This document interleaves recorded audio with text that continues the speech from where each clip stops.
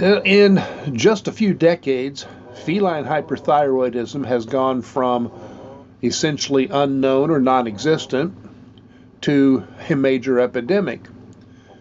And not surprisingly, people would really like to know why.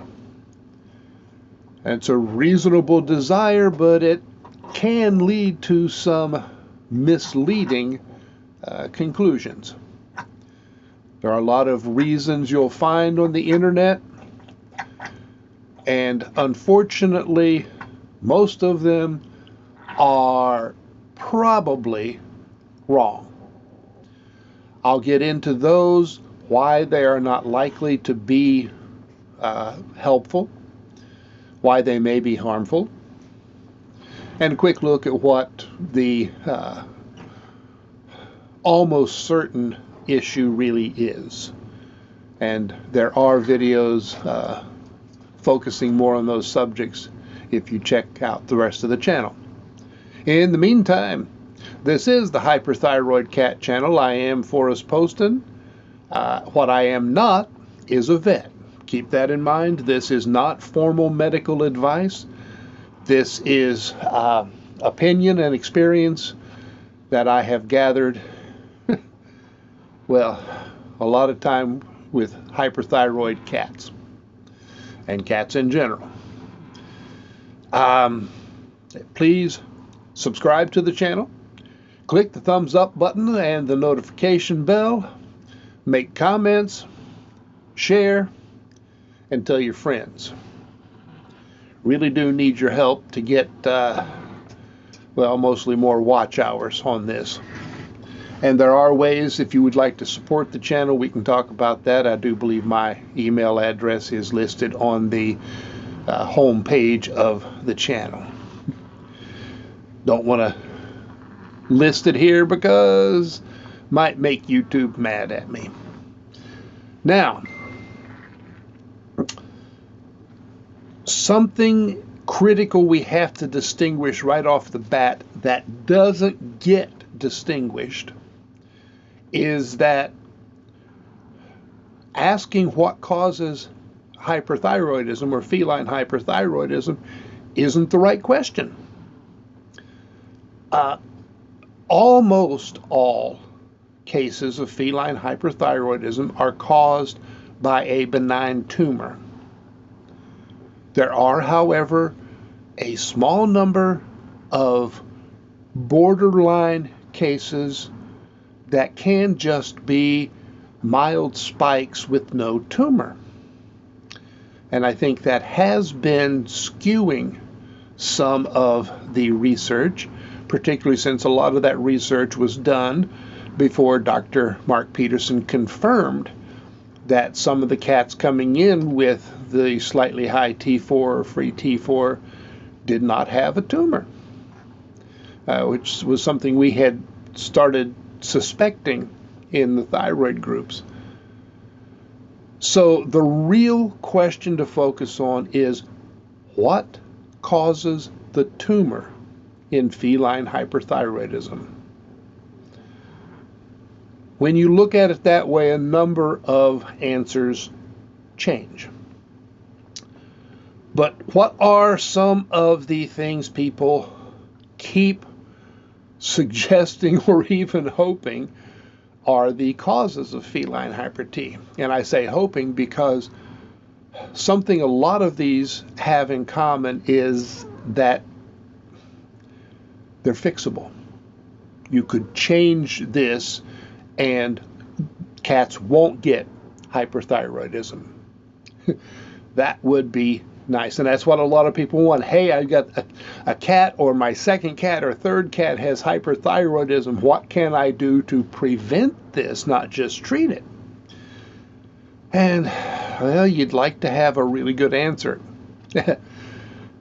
Comes under the heading of wishing in one hand, crap in the other, and see which gets filled first, unfortunately.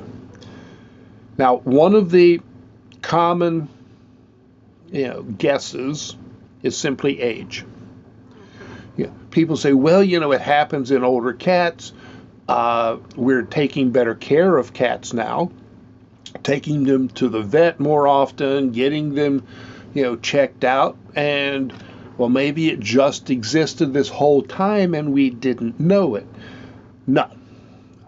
First of all, cats can get feline hyper-T at any age. And I kind of have a suspicion it's happening younger and younger. But it's more likely as they get older because of long-term exposure to causes. But young cats can get it. It is not just an old cat thing. It's kind of ironic. That's one of the guesses, since for a long time vets were mistaking hyperthyroidism for just getting old. And so were we. Yeah, our first hyperthyroid cat. He's losing muscle mass. He's just getting old. Nope, he had hyper-T. But age is not it. And Dr. Mark Peterson has studied the question more extensively than anybody else. And that included going back and looking at records back into the 50s. And he factored age in.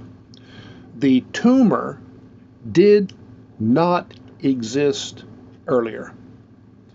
We can treat that as essentially a confirmed thing.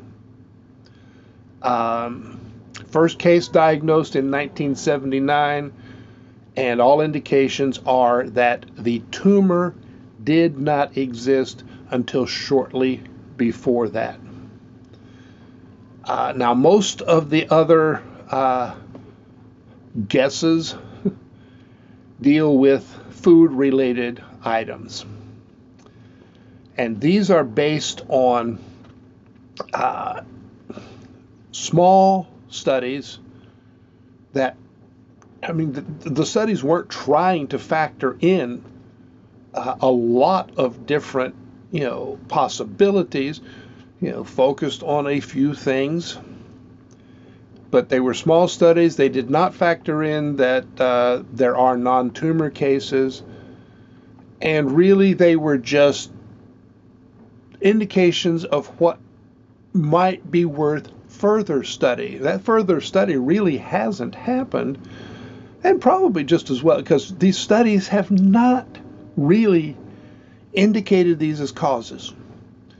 They have sometimes shown a slight possible correlation, but nothing really nearly as strong as people have made out.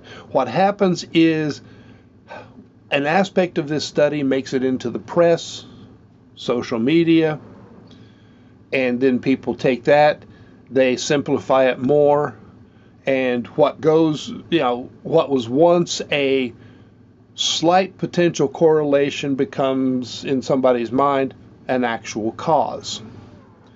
And this information just keeps circling around and around and around, because things don't get removed or really edited once they're on the internet.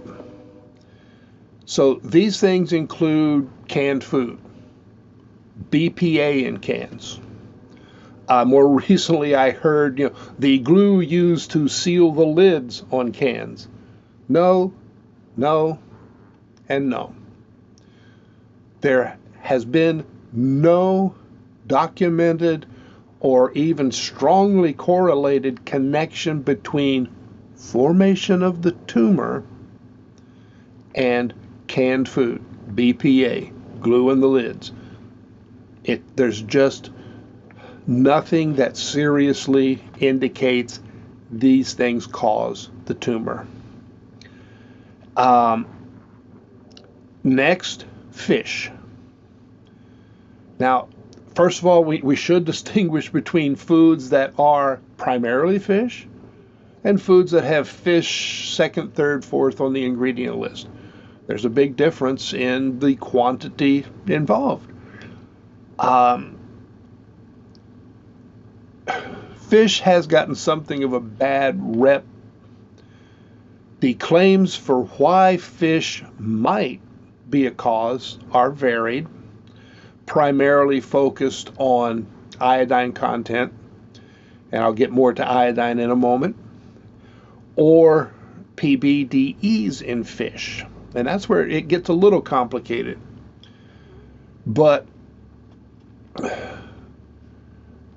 there really has not been shown a strong correlation, once again, between fish in the diet and formation of the tumor. Now, where the tricky part, PBDEs are one of the almost certain causes of the tumor. PBDEs and the chemicals used to replace them. These are the things that have been very strongly correlated with formation of the tumor. And fish accumulate pollutants from what they eat. This includes PBDEs, which are now in the air, soil, water, us. PBDs are everywhere. Doesn't matter whether you've just brought something into your house. They are there.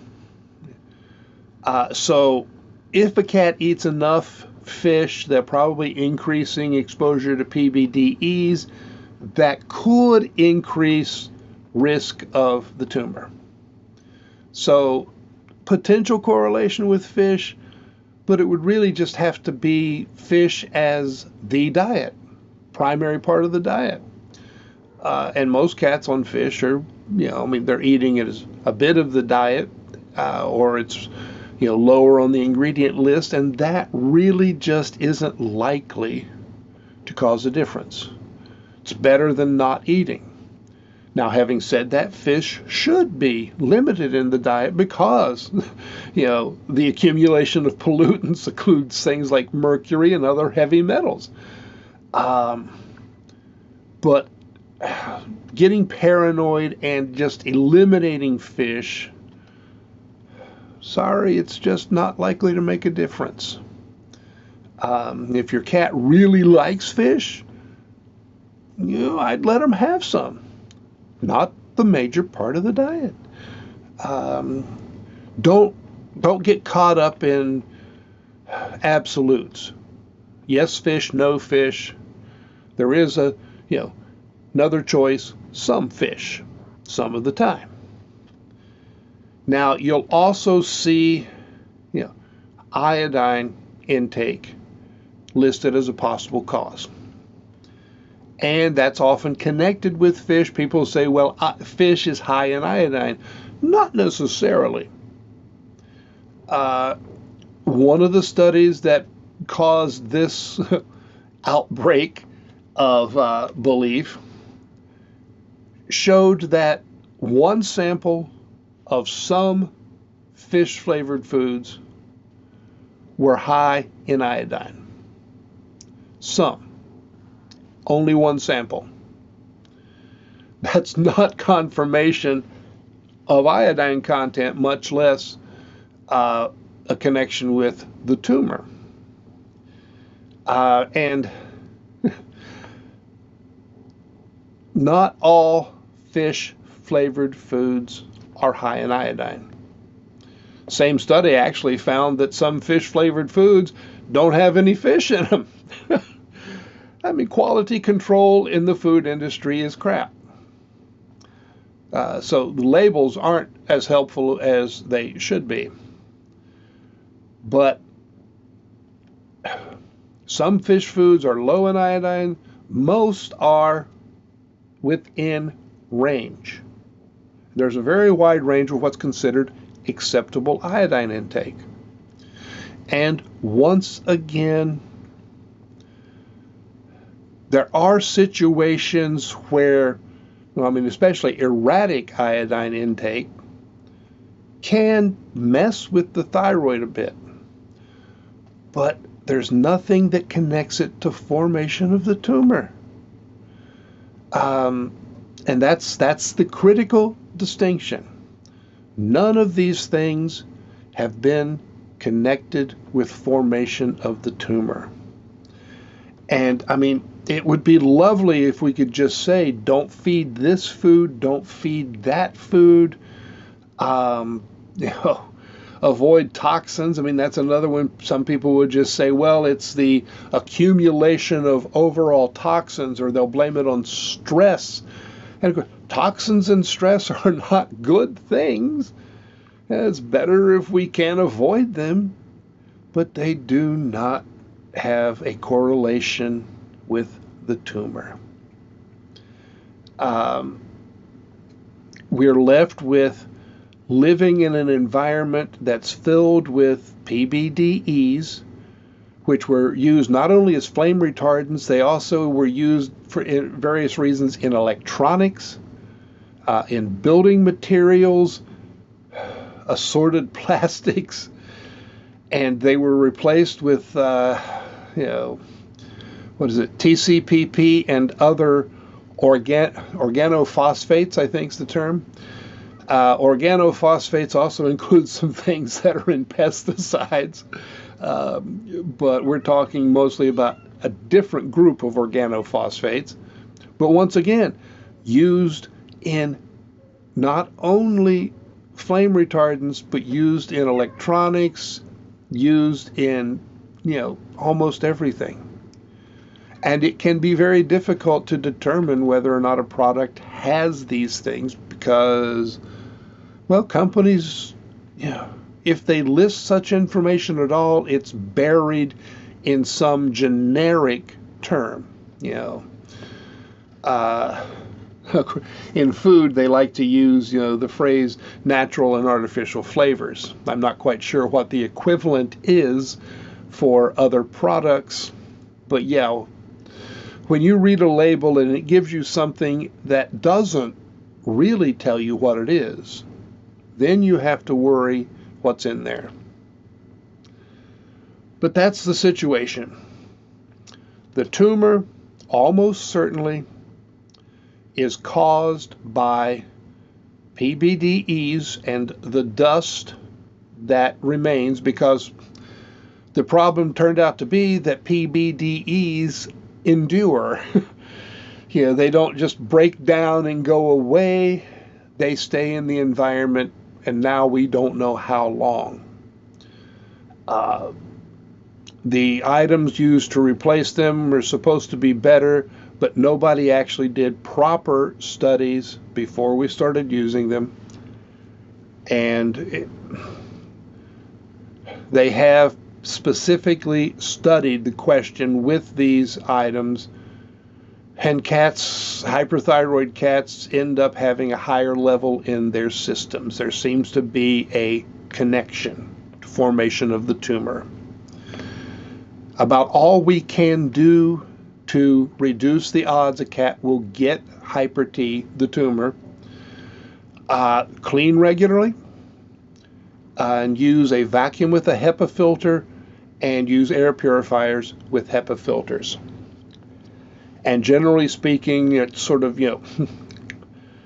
try not to put chemicals into the air, and have the filters there to pull out what you can, and then you hope.